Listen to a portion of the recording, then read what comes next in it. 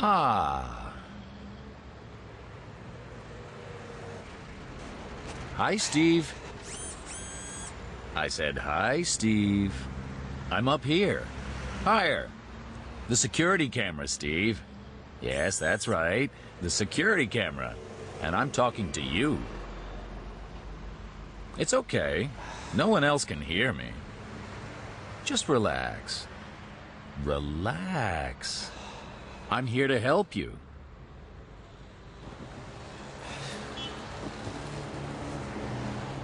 Steve, I know you're going to an interview, and I know you're nervous about it. Are you properly prepared? Look, I don't know what sort of joke this is, but I'm not going to talk to a security camera. You can call me Jim. That might be easier for you. I don't care what your name is. I'm not talking to a security camera in the street. Who do you think I am? You're Steve Morgan. You're a salesman, a good, dynamic salesman. You're going to an interview for a new job, and you're a bit nervous. Because the job description asked for advanced IT skills. How do you know that? I'm not talking to you. Steve, I know you're worried about your IT skills. Admit it. You're wondering if you're good enough for the job. It's true. IT is my weakest area. It's a real problem. What am I doing? I'm more nervous than I realize. I can help with that. I don't need help.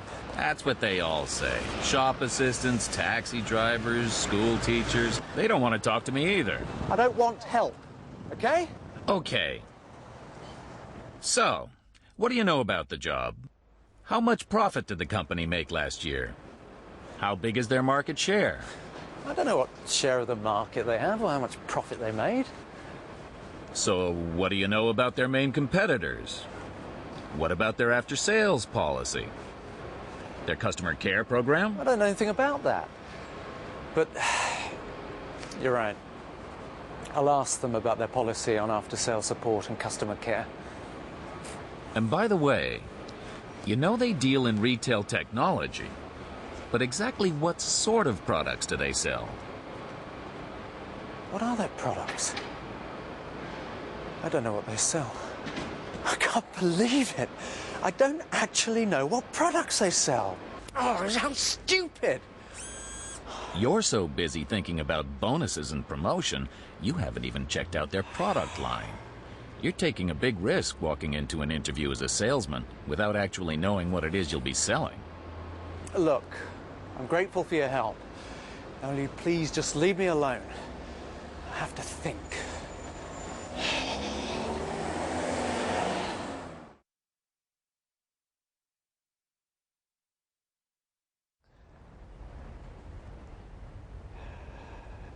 Are you thinking? Yes.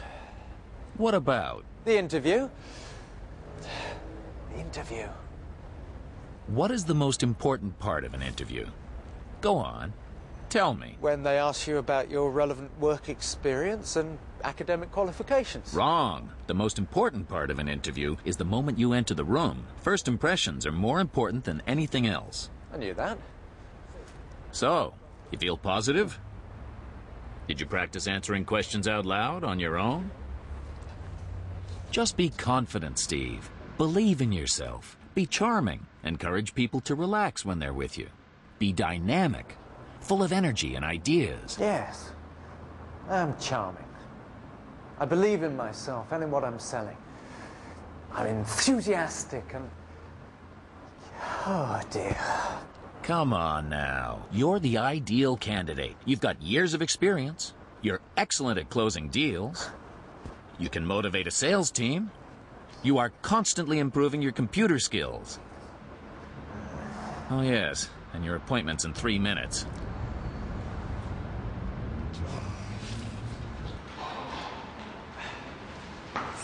Well, hello again.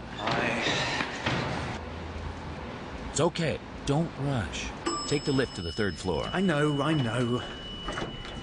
So, why do you think they're recruiting? General expansion, the company is growing. A high turnover of staff. Lots of people joining and leaving the company. Someone resigned, moved to another firm. Okay, I don't know why they're recruiting.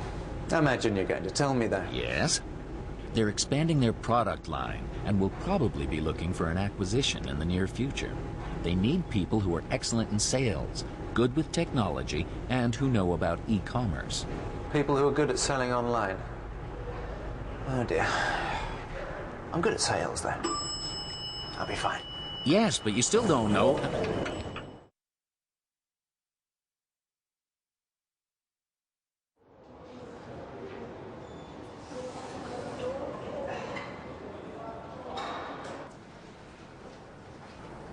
Hi. Hi. Hi. Oh, hi.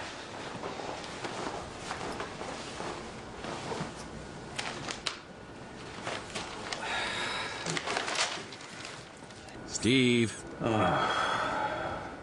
Worrying, isn't it? Share prices are down. Profits are falling. Talk to the lady, Steve. Yes, it's, very worrying. Not sure what to expect.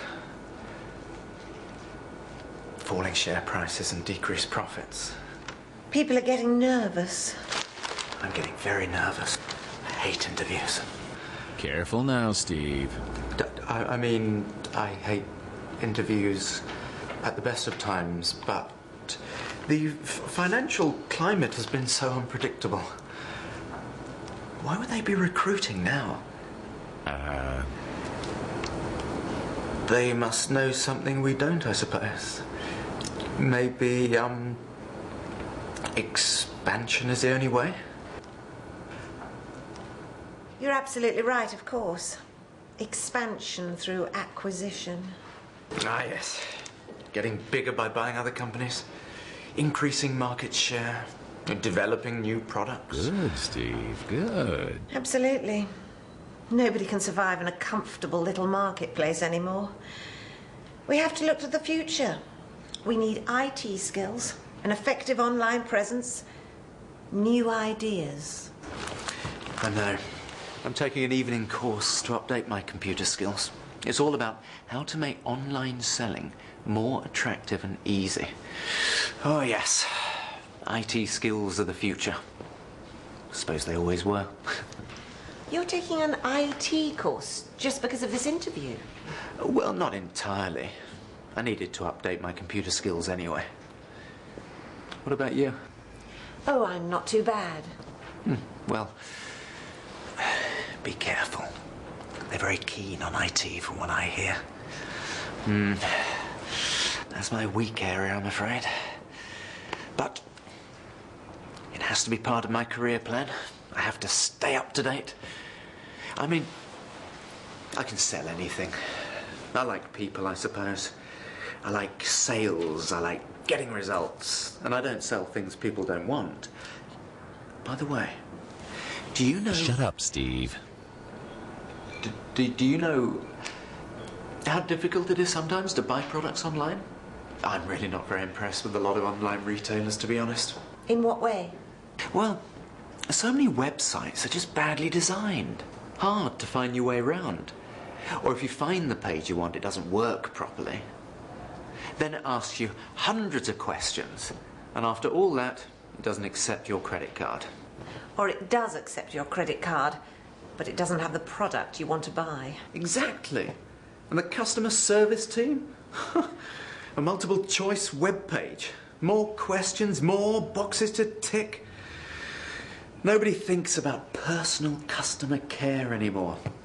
No customer care, no customer loyalty. They'll just go somewhere else next time. Do you really believe that? Yes, I do.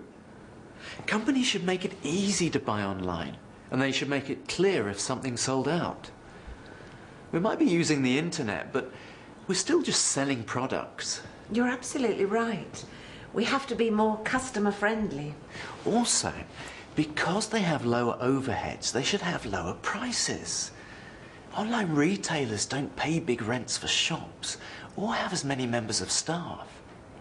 Consumers aren't stupid. They know this. We always think the customer won't realise when we're making savings, don't we? I think that... The room's free now, Jenny. I'm going back to my office. Call me if you need me. Thanks, John. It's Steve, isn't it? I'm Jennifer. Jennifer Hall, Head of Personnel. I'm really interested in some of the things you've said. Come in. By the way, they sell security cameras.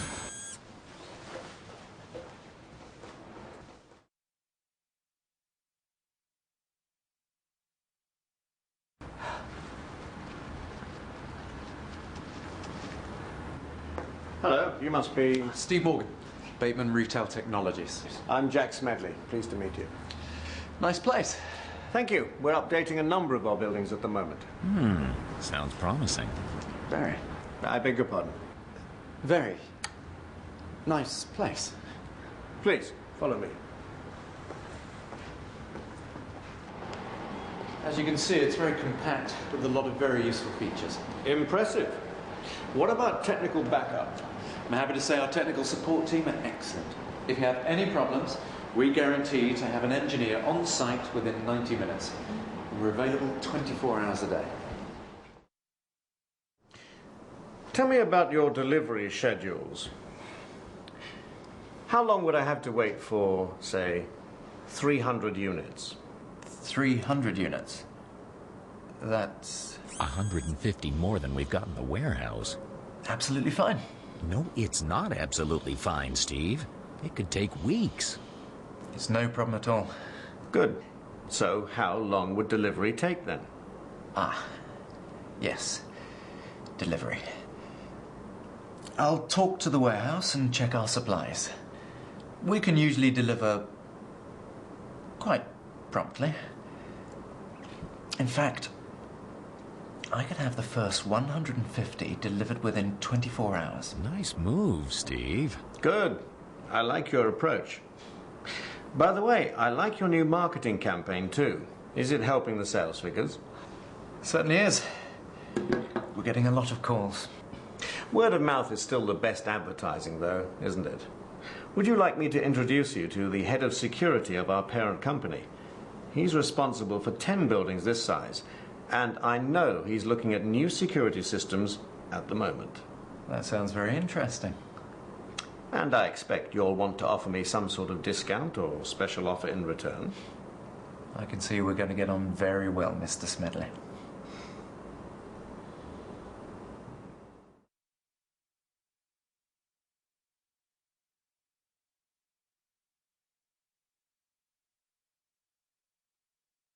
How well did Steve prepare for his interview? Steve obviously didn't prepare for the interview, and companies today expect candidates to do some preparation. They should be aware of the company's products and services, the marketplace in which they operate, and the company's competitors. Would you give him a job? His engaging personality was very impressive, but Steve didn't deserve the job because of the lack of preparation. Was Jennifer a good interviewer? It was unusual that she didn't introduce herself as the interviewer, but by not doing so, Steve was relaxed and she obtained a lot of information which was relevant to that particular position. What advice do you give to people going to interviews? We've already discussed the first P, preparation. The other three Ps are presentation, personality, and positive attitude. First impressions really do count, and you don't get a second chance to make a first impression. In terms of personality, a firm handshake, strong eye contact is important, and lastly, one should be positive and enthusiastic throughout.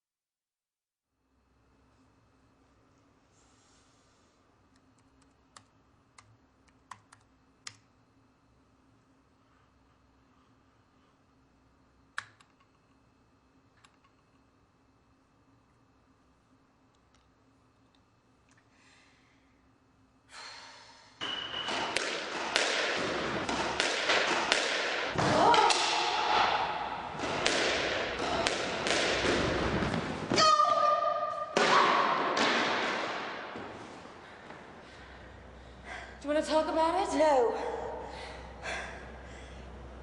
There's nothing. I'm just tense, that's all. Too much to do, too little time, just too much of everything. Are you still worried about this big presentation? When is it? Tomorrow. Everything was going fine, and now, suddenly, I'm not so confident about it. It's a great idea for a website. An online resource for inventors and investors. I love it. Simon and I have been developing it for almost a year now, and there is still nothing else like it anywhere. I know the timing's right. It's innovative, it's original, it's just... doesn't matter. Come on, let's get changed.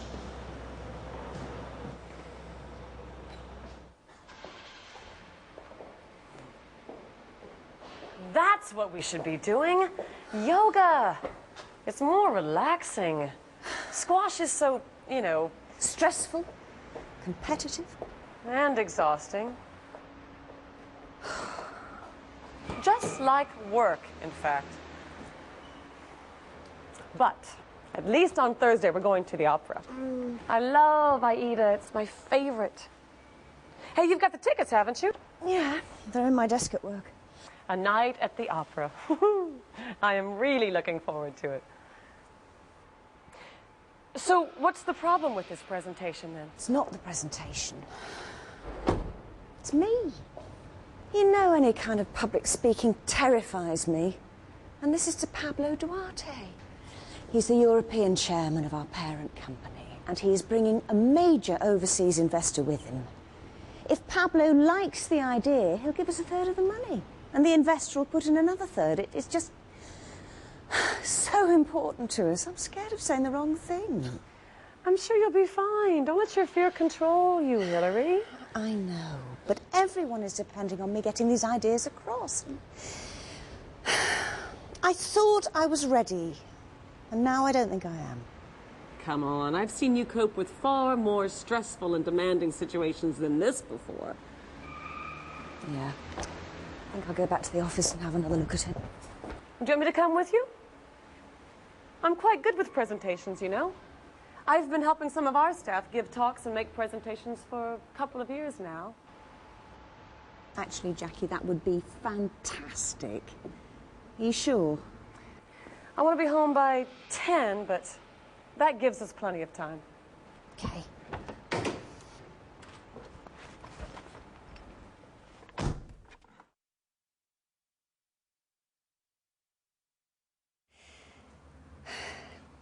Good evening, and thank you for coming here tonight.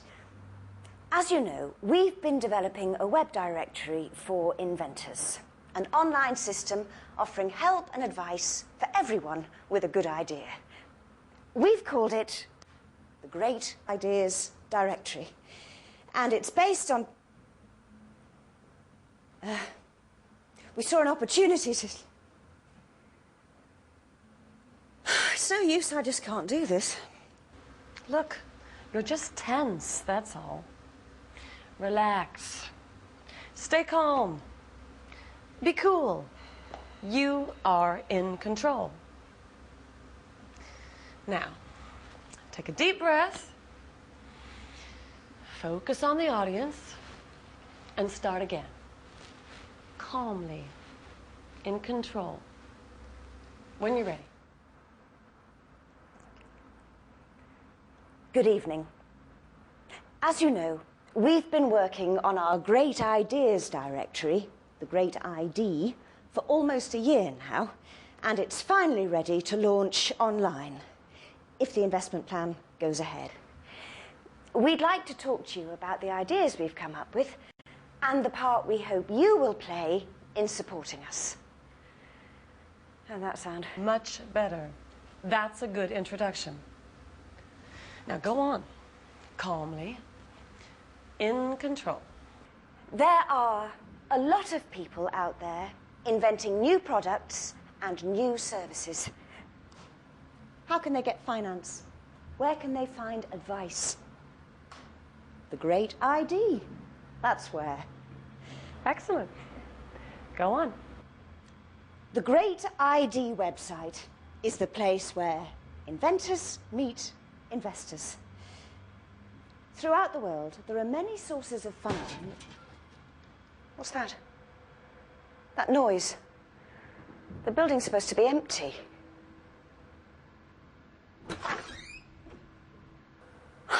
Simon! What are you doing here? What are you sneaking about for? I wasn't sneaking about. I was walking quite normally. I didn't realise you were still here. Oh, Simon, do you remember Jackie? Jackie's been helping me go through the presentation. Oh, yes, we met at your party. How are you, Jackie? I'm fine, Simon. How are you? Nervous. I was on my way home, but I decided to come back here.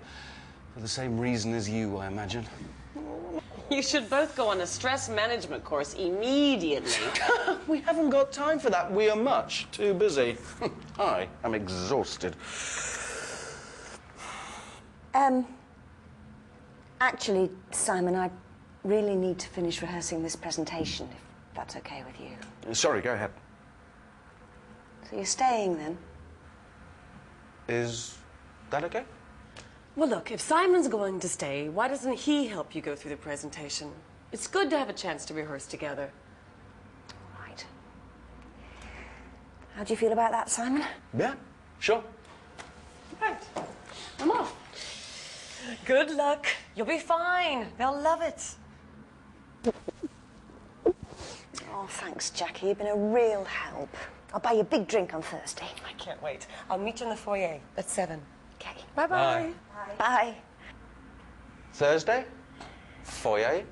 We've got tickets for Aida at the Opera House.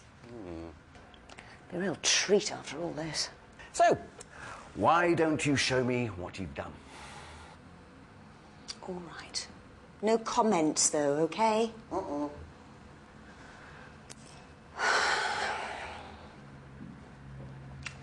First, I'm going to talk about the research we did, who we talked to, and what they told us. Then we'll look at the solutions we found and what the website has to offer. Then I'll say something about development costs and the launch programme.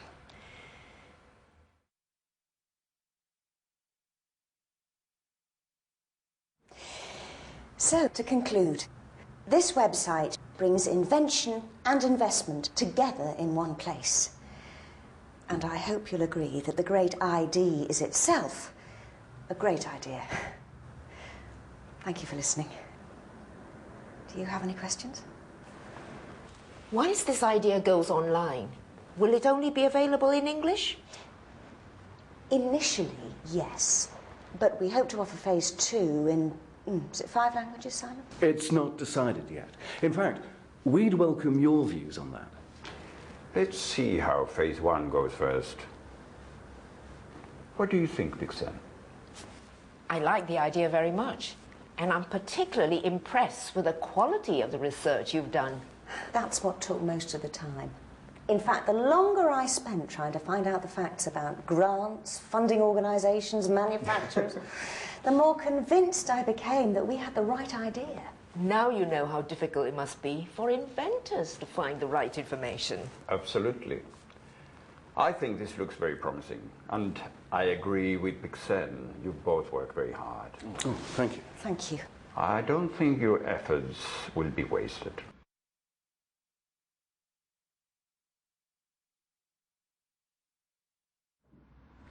This all looks very promising. I'll have my colleagues look at the test site and see what they think. Good. Well done, Hilary. It's been a very good day. It's also been a very long one. Yes, of course. We should be going. Why don't we talk again tomorrow? Wonderful. Well, the car's waiting downstairs, whenever you're ready. Before I go, I would just like to give you these small presents from my hometown. Oh, that's very kind of you. Very kind. In fact, we've got a little gift for you too.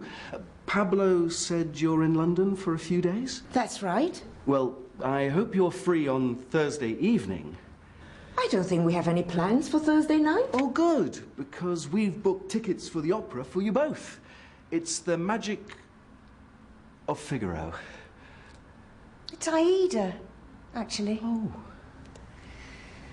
They're really good seats, and it's meant to be the best production for years.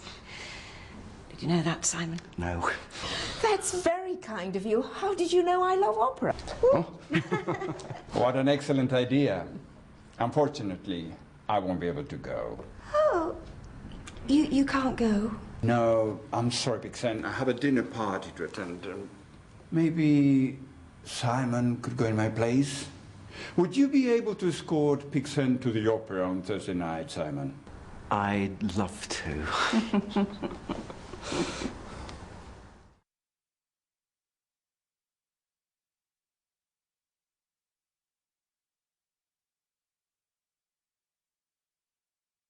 Did Hilary present her business idea well? I think Hilary did present her idea well, although I would change the order and the emphasis of some of the points she made. For example, I would like to see right at the beginning some expression of what the return would be and the investment required before we got onto the details of how the company was going to work. If you were an investor, would you put money into her idea? I think I would need some more reassurance, particularly on the competitors, before signing any cheques. What problems do inventors of new ideas often face? A very common problem that inventors of new ideas face is they are so involved in the details of their invention that they can't bear to give investors an overview. Very often we see inventors who give us all the details of their inventions before they get onto the business and the return that the investors might get from investing in that business. What questions do investors normally ask about new business ideas? I think investors are driven by either fear or greed. The fear is from competition coming to the new company, which will put it out of business before they get their return. The greed is, of course, the size of the return they will get on their investment and when they will get it.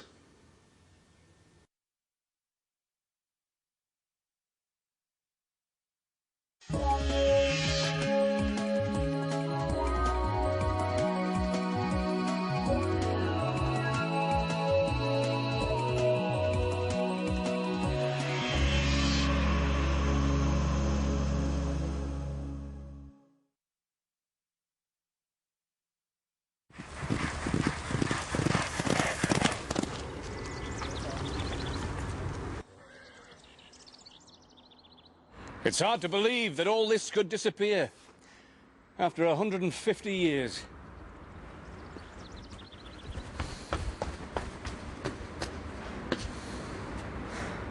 We won't let it disappear, Jonathan. You will if you let this guy turn it into a theme park. Look, Jonathan, we've lost money for the last 2 years.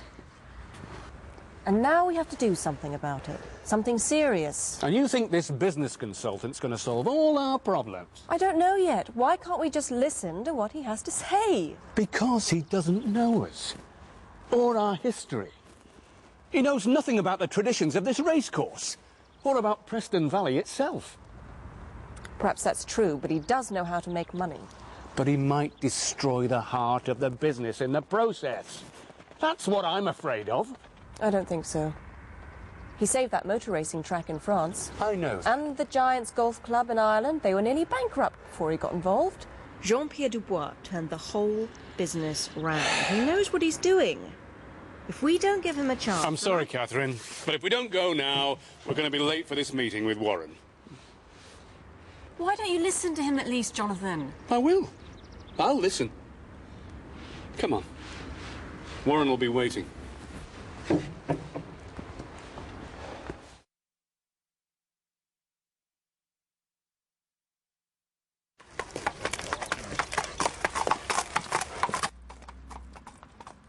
Jonathan, do you realize how serious this is?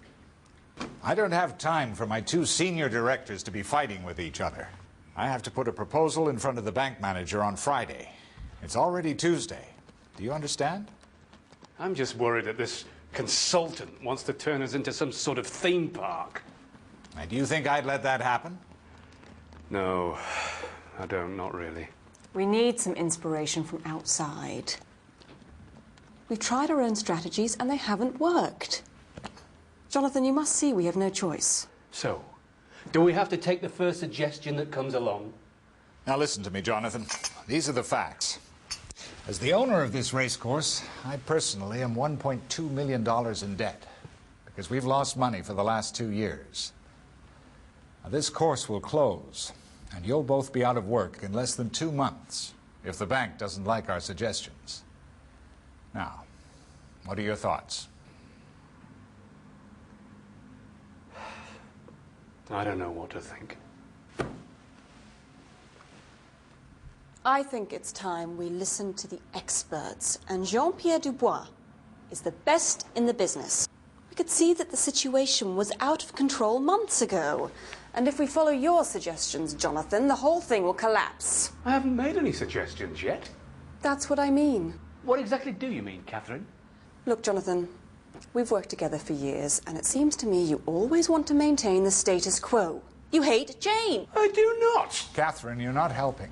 I don't rush into things. I don't rush into things either. Oh, you're being impossible. That's enough.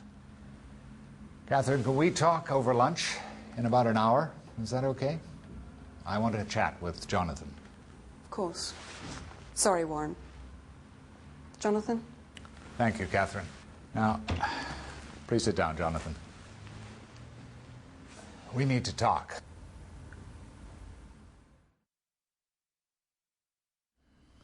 So you see, things can't stay as they are. We have to make a decision this week. You can't ignore it any longer. I've been so busy. I admit, I didn't want to realize it was so urgent. Oh, it's urgent, all right. I still like your suggestion of opening a riding school. I'm sure We've been through that. It would take too much time to bring in the profit we need. We have to make an extra $250,000 in the first 3 months of next year, or it's all over. I haven't any more money to put in. Are you going to sell up then?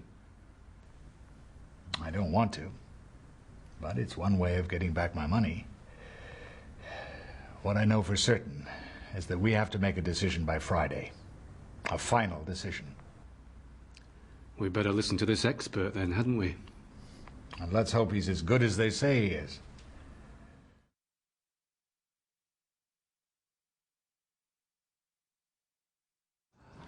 They're such beautiful animals. You must be very proud of this racecourse. When I bought it 8 years ago, it was in a very bad way. I invested in new stables, new facilities, and a whole new management team. For 6 years, it was doing fine. Here's one of the leaders of that team, our marketing director, Jean-Pierre Dubois, Catherine Mason. I'm pleased to meet you. Pleased to meet you too. I'm looking forward to hearing your proposals. Thank you. You're very lucky to work here. It's an incredible place. Yes, we know. Come and have a look around. There's been a race course here for almost 200 years. And we'd like it to continue for another 200. But you hardly ever use the outer fields, do you? Not at the moment, though we've been thinking about a few possibilities. Here's Jonathan now. I'm sorry to keep you waiting. Jonathan Denton, Jean-Pierre Dubois. How do you do? Pleased to meet you. Jonathan's our facilities director. He's been here longer than I have. Jonathan's responsible for the maintenance of the course. You've done a great job. It's beautiful. Thank you. We'd like to keep it that way. This land has so much potential. I really think we can make this work. So, if I can summarize the main points I have described. Please. Okay. With option 1, you sell part of the land. The fields on the eastern side of the course.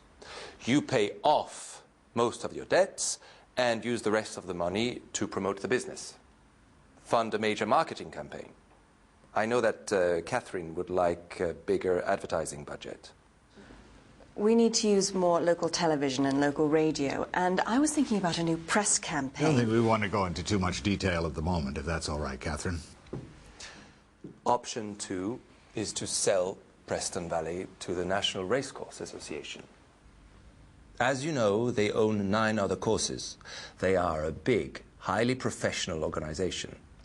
They would provide the money you need to improve the facilities. The future of the course would be guaranteed. You would no longer own the course, but you would still be a director. And, of course, you'd get your money back. And as for promotion and marketing, well, that would be the responsibility of the new owners. Well, we have no choice, do we? With this option, we just give up, sell out, lose our independence. But with the first option, we sell some land, raise some money, and build up this business the way we want to ourselves. We could do it. We could spend all that money and still be back in the same situation 2 years from now. I'm sorry. Go on, Jonathan. There are no guarantees that selling the land would work. Preston Valley could still be at risk. I can't believe what I'm hearing. If we have the funding, we could make a big success of this cause. We're not big enough, Catherine. We can't remain independent forever. You want to sell up.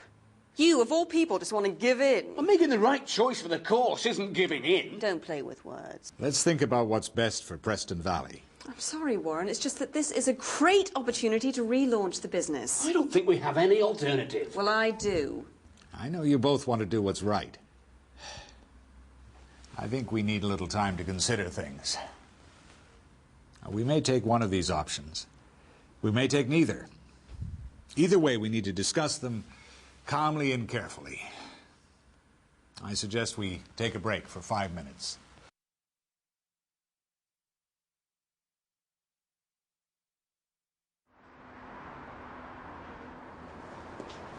What are you thinking? First, you don't want any changes at all. You don't even bother to come up with any useful suggestions, and now you're happy to sell out completely. What's going on? I don't think we have a choice. What about Warren? He saved your career when he bought this place. He'll still be a director. He won't lose all control. Selling the land is a short-term solution anyway. A marketing campaign isn't going to save this place. It needs proper investment. I feel as if I don't know you. I thought you were the loyal one. I'm loyal to this racecourse. But not to Warren, not to the man who's kept you in work for the last 8 years. If Warren's so good at his job, why are we in this mess? You're right, Jonathan. I have made mistakes. I know that. Maybe it's true. Someone else would know how to make a profit out of this place. You're both just going to give up? Just like that? I'm going for a walk.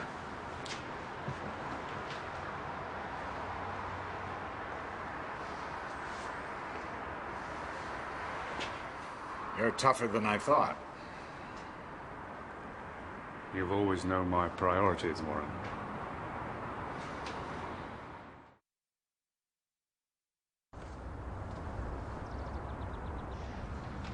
And you definitely won't reconsider?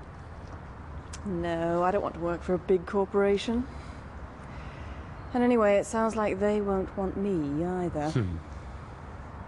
All the decisions will be made at group level. That's not how I like to work. And anyway, I really love this course the way it is. Smaller scale, everyone knows everyone. It's like a family. Do you understand why I voted the way I did last week? Of course I do. I know the future of this place means more to you than anything else. And I believe it's the right answer. Warren will still be a director. He just won't be the boss anymore. I hope he'll be all right. It can be very difficult for people who lose control of their own business. Maybe. But not as difficult as losing everything, eh? That's why he chose this option too. I'll miss you both. And all of this. Is it true that Jean-Pierre has asked you to go and talk to his company in France? News travels fast round here, doesn't it? Well, is it true? It's nothing to get excited about. I'm just going to go over and talk to them. And anyway, my French isn't as good as it used to be. We'll see. Well, I think it's a brilliant idea. He's a smart man, Jean-Pierre. I'm very impressed. You've changed your mind. Come on. I'll take you into town and buy you dinner.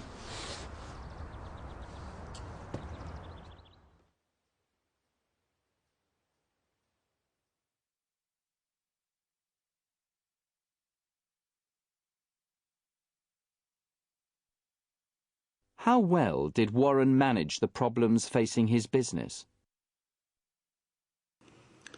I don't think he managed the problems well. Yes, he did get his money. He did secure the future of the racecourse. But he should never have left it so late to do that. He should have addressed the problems much earlier on in the process. What would you have advised him to do?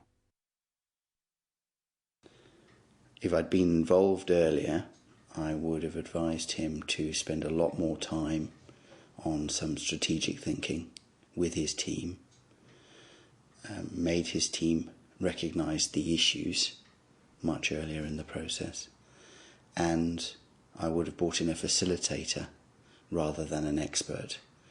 A facilitator to draw the issues out and to draw the solutions out of the team themselves. Do you think the managers of this business were a good team? No, I don't think they were a good team. They were too personally motivated. They weren't really motivated in the interests of the team itself. And they weren't prepared to take responsibility for the whole team. How can managers get the best from their teams? Managers get the best from their teams by firstly making them take responsibility, sharing the responsibility. Secondly, by not avoiding conflict but allowing healthy debate. And thirdly, by rewarding the team for its performance rather than the individuals within the team.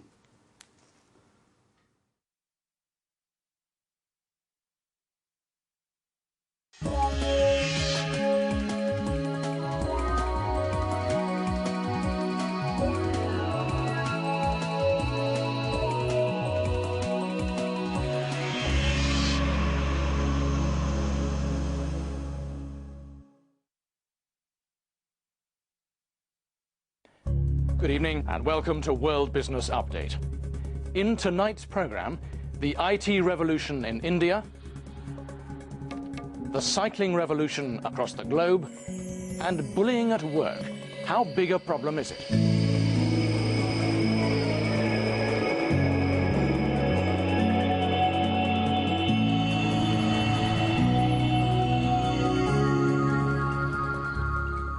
A British executive who was consistently bullied and abused by her boss has been awarded £250,000 in compensation. Experts claim that bullying at work is a problem throughout the business world. In a moment, we'll talk to a representative of the company which lost today's case.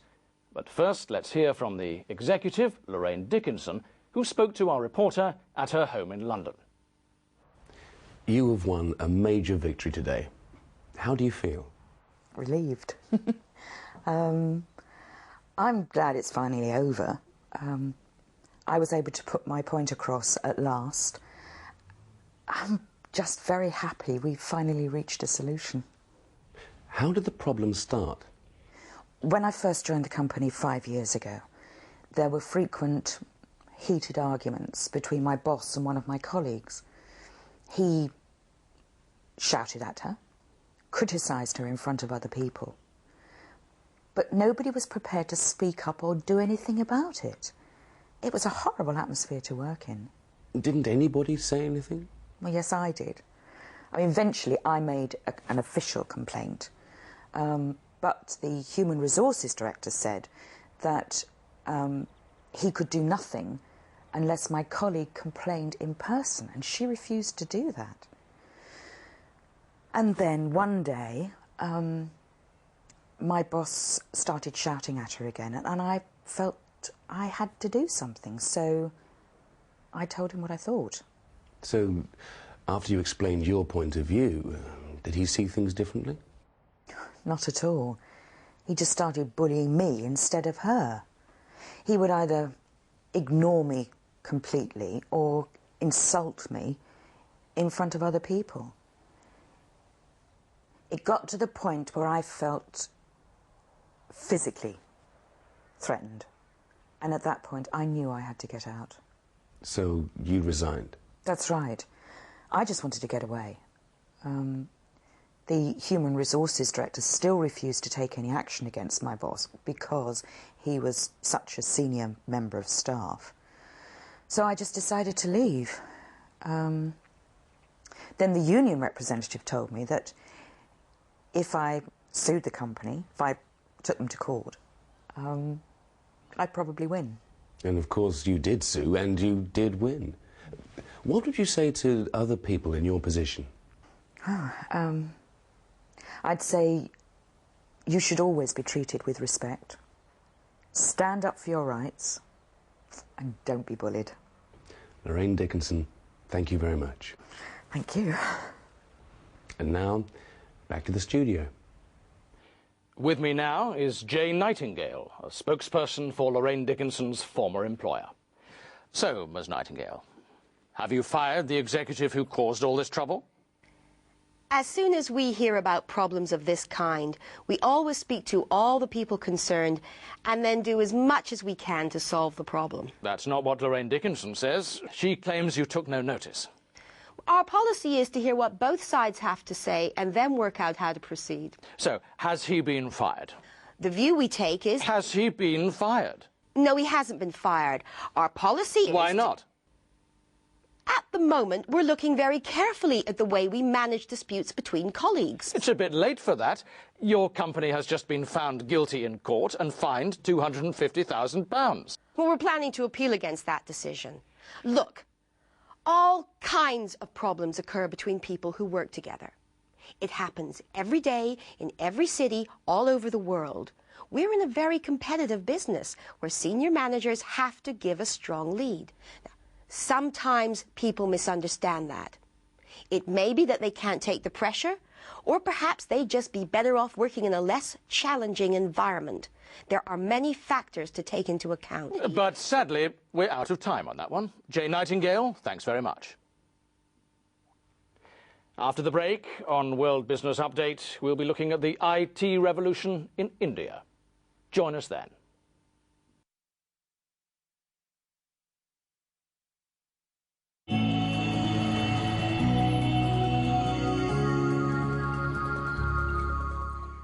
Now, on World Business Update, we're going to take a look at the phenomenal growth of the IT industry in India over the past decade, and at some of the specialised services developed in India which are now supporting corporations around the globe.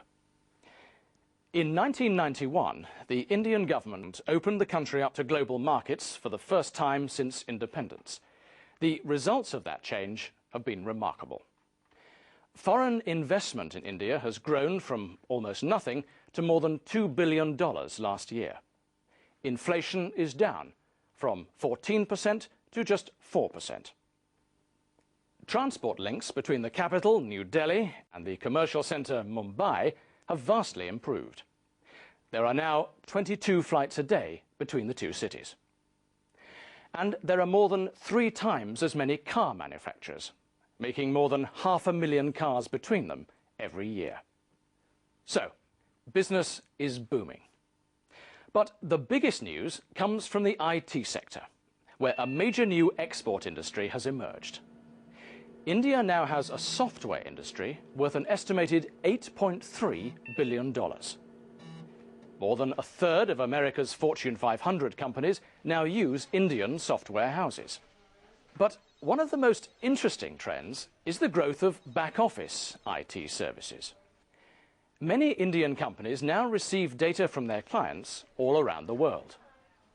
They use that information to update the databases of their clients, even though those clients may be on the other side of the world.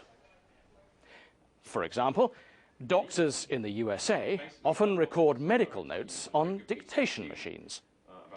Other members of staff then have to listen to the recordings and type the information into the hospital database. Now, those voice recordings can be sent via the internet to India, where costs are much lower. There, the information is entered into the hospital's database by medically qualified staff, and it's available back in the USA within a few hours. Legal records and databases are updated in a similar way by properly qualified Indian lawyers. They work closely with their American counterparts on the other side of the world, but the work is done at a fraction of the cost. The factors behind this growth are easy to see. Labour costs in India are low. There is a large English-speaking workforce of highly educated and highly qualified people. Many of them have good IT skills. Also, the Indian government is now offering tax incentives to companies developing call centre services. And it looks as though the sector will continue to expand. Last year, there were about 100,000 call centres worldwide, and that figure will probably increase to 300,000 in the next 2 years. By that time, the industry will employ more than 18 million people across the globe. But if you've been looking at a computer screen all day, you might like to take a slow, leisurely ride home on a bike. After the break, we're going to look at the growing importance of cycling. Stay with us.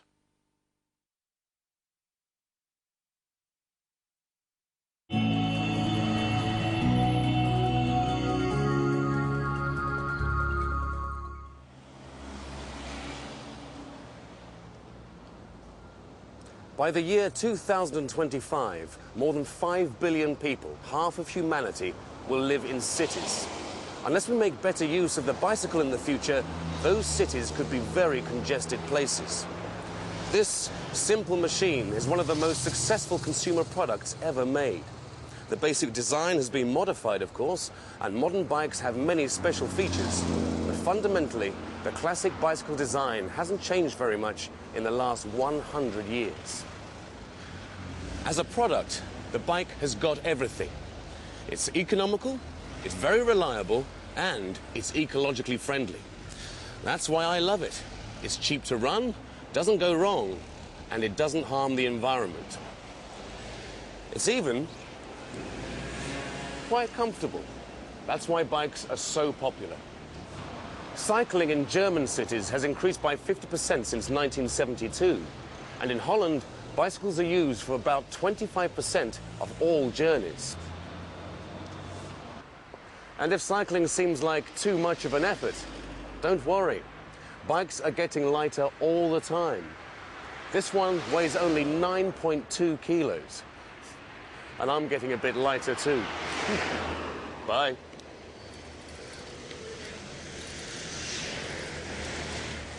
That's it from World Business Update. Goodbye.